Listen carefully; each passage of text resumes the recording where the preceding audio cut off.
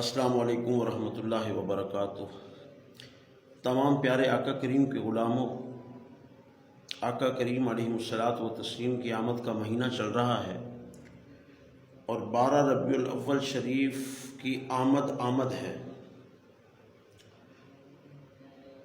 کسی شاعر نے کیا خوب کہا کہ بہت کم نصیب ہے وہ جو قرار تک نہ پہنچے، در یار تک تو پہنچے دل یار تک نہ پہنچے۔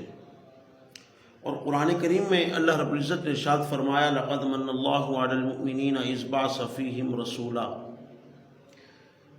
میں نے اپنے محبوب کو مومن بھیج کر مبعوث فرما کر مومنین پر احسان کیا ہے، جو ایمان والے ہیں، جو مومنین ہیں ان پر احسان کیا ہے۔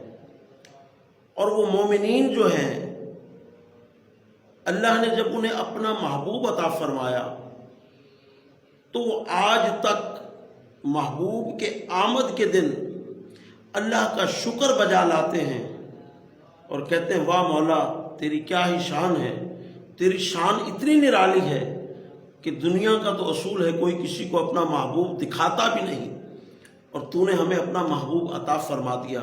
خاتم الانبیاء، امام الانبیاء، تاج دار مدینہ، سرور قلب و سینہ علیہ الصلاۃ و تسلیم اللہ نے ہمیں عطا فرمائے۔ پیارے آقا کریم کے غلاموں، پہلی امتوں کے بارے میں آتا ہے کہ جب ان کے گناہ بڑھ جاتے تھے تو قرآن کریم کے 9ویں سپارے میں اللہ کریم نے ارشاد فرمایا کہ ان کے اوپر پتھر برسائے جاتے تھے، ان کے چہرے تبدیل ہو جاتے تھے، رات کو سوتے تھے تو صبح لکھا ہوتا تھا کہ اس نے رات کو فلاں گناہ کیا ہے۔ مگر یہ آقا کریم کی رحمت للعالمینی ہے کہ ہم گناہ بھی کرتے ہیں۔ آج آقا کریم کی امت کون سا وہ گناہ ہے جو ہم نے چھوڑا ہوا ہے، مگر نہ ہمارے چہرے تبدیل ہوتے ہیں، نہ ہمارے دروازوں پر لکھا ہوتا ہے، اور نہ ہی ہم پر پتھروں کی بارش ہوتی ہے۔ تو یہ سب آقا کریم علیہ الصلاۃ و تسلیم کا صدقہ ہے۔ جب آقا کریم کی ولادت ہوئی تو حدیث پاک میں آتا ہے آقا کریم دنیا میں تشریف لاتے ہی آقا کریم نے فرمایا اللہم اغفر لی امتی، یا اللہ میری امت کی مغفرت فرمانا۔ اور جب آپ دنیا سے ظاہری پردہ فرمانے لگے تو تب بھی آقا کریم نے فرمایا یا اللہ میری امت کی خیر فرمانا۔ تو کیوں نہ ہم ایسے آقا کریم کی آمد کی خوشیاں منائیں، کیوں نہ ہم اللہ کا شکر بجا لائیں، کیوں درود پاک نہ پڑھیں، درود و سلام نہ پڑھیں۔ آج آپ دیکھیں کہ الیکشن قریب ہوتا ہے تو ہر کوئی اپنی اپنی پارٹی کے جھنڈے اپنے گھروں پر لہراتا ہے اور اس میں شرم محسوس نہیں کرتا، اپنی پارٹی کے لیڈر کے نام کے نعرے لگاتا ہے مگر شرم محسوس نہیں کرتا۔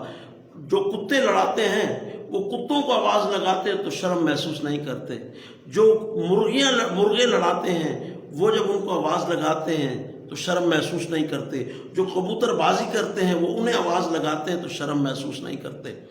اور پیارے آقا کریم کے غلاموں، ہم تو آقا کریم کے غلام ہیں اور اللہ کا شکر بجا لائیں۔ آپ کسی بھی مسلک سے تعلق رکھتے ہیں مگر آقا کریم سے پیار تو آپ ضرور کرتے ہیں، آپ آقا کریم کی شفاعت تو لازمی چاہتے ہیں، اور آپ یہ بھی ایمان رکھتے ہیں کہ قبر میں آقا کریم علیہ الصلاۃ و تسلیم کا دیدار ہوگا۔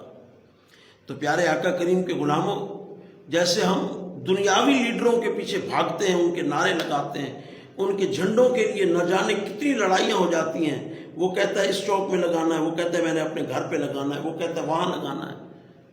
تو یہ تو رحمت للعالمین نبی ہیں، تاجدار انبیاء ہیں، تو جھنڈے بھی لگائیے، روشنیاں بھی کیجیے، چراغاں بھی کیجیے، گلی گلی نگر نگر سجائیے، اور آقا کریم کی آمد کا شکر بجا لائیے کہ اللہ نے ہمیں اپنا محبوب عطا فرمایا۔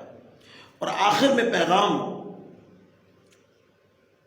پیغام یہ ہے کہ آپ علماء اکرام کو بھی انوائٹ کرتے ہیں، بلاتے ہیں، نعت خوانان ثنا خوان رسول کو بھی بلاتے ہیں، تو بس انہیں بلائیے، خدا را انہیں بلائیے جو ہمیں یہ بتائے کہ آقا کریم کی آمد کا مقصد کیا ہے۔ صحابہ کرام نے جام شہادت نوش فرمائے، بڑی بڑی قربانیاں دی، ان سب کے پیچھے مقصد کیا تھا؟ شہیدان کربلا امام حسین علیہ الصلاۃ و تسلیم نے اتنی بڑی قربانی دی، ان سب کے پیچھے کیا مقصد تھا؟ ان کے پیچھے مقصد تو یہی تھا کہ اللہ کی زمین پر رب کے قرآن کے نظام کو لایا جائے، اس کو سپورٹ کیا جائے، نہ کہ اپنے اپنے لیڈروں کے جھنڈے اٹھائے جائیں۔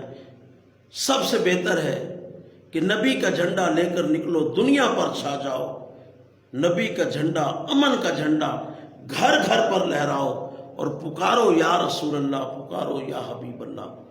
دنیا کے نعرے لگاتے لگاتے آج ہمارے مسلمان بہن بھائی خودکشیاں کر رہے ہیں، کھانے کو روٹی نہیں ہے۔ اور اگر ایک مرتبہ ہم یہ بھی آزما کے دیکھ لیں کہ اپنے گھر کی چھتوں پر کسی پارٹی کا جھنڈا نہیں، آقا کریم علیہ الصلوۃ والتسلیم کا جھنڈا لگائیں، اپنی زبان پر کسی کا نعرہ نہیں، صرف آقا کریم کا نعرہ لگائیں، اور دل کے اندر یہ تہیہ کریں کہ آقا کریم علیہ الصلوۃ والتسلیم اور آپ کے صحابہ، آپ کے اہل بیت نے اتنی قربانیاں دی تو وہ کس لیے دی؟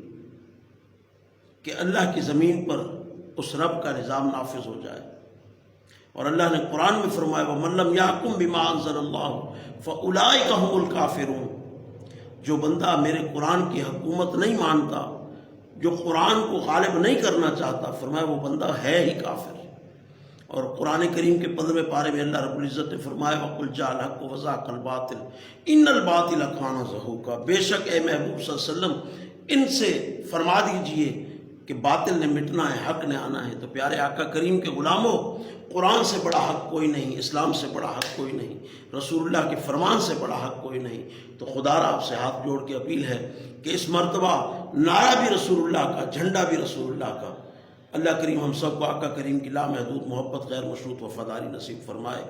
السلام علیکم ورحمۃ اللہ وبرکاتہ۔